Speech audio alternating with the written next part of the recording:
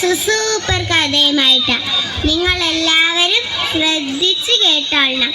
ഒരിടത്തൊരിടത്ത് ഒരു വലിയ കാട്ടിൽ നന്നായി തടിച്ചു കൊഴുത്ത 4 പശുക്കളുണ്ടായിരുന്നു. അവർ 4 പേരും നല്ല ചങ്ങാതിമാരായിരുന്നു.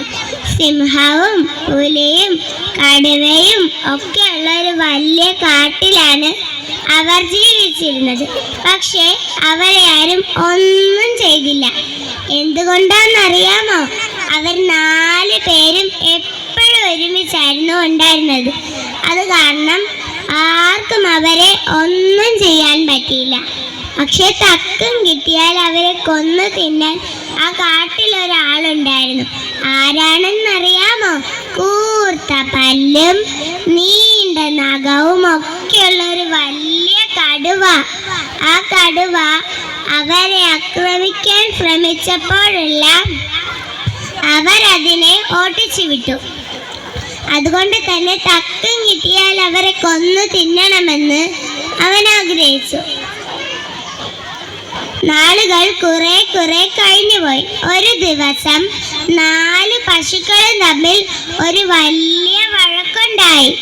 ഒന്നാമത്തെ പശു പറഞ്ഞു, എന്നോട് മിണ്ടണ്ട. രണ്ടാമത്തെ പശു പറഞ്ഞു, എന്നോട് മിണ്ടണ്ട. ഈ കൂട്ടത്തിൽ ഞാനില്ല. മൂന്നാമത്തെ പശു പറഞ്ഞു, ഞാനുമില്ല. നാലാമത്തെ പശു പറഞ്ഞു. അങ്ങനെ അവരോരോരുത്തരും മേയാനായി വെവ്വേറെ സ്ഥലങ്ങളിലേക്ക് പോയി. അതെല്ലാം കണ്ടുകൊണ്ട് ആ കടുവ അവിടെ ഉണ്ടായിരുന്നു. അവൻ ഈ അവസരത്തിന് മുതലെടുത്തു. എന്നിട്ട് അവൻ ഓരോ പശുക്കളുടെ മേൽ ചാടി വീണ് അവരെ കൊന്നു തിന്നു. പ്രിയപ്പെട്ട കൂട്ടുകാരെ, ഇതിൽ നിന്ന് നമുക്ക് മനസ്സിലാക്കാവുന്ന ഗുണപാഠം എന്താണെന്ന് ചോദിച്ചാൽ, എവിടെയും നാം ഒറ്റക്കെട്ടായിരിക്കണം.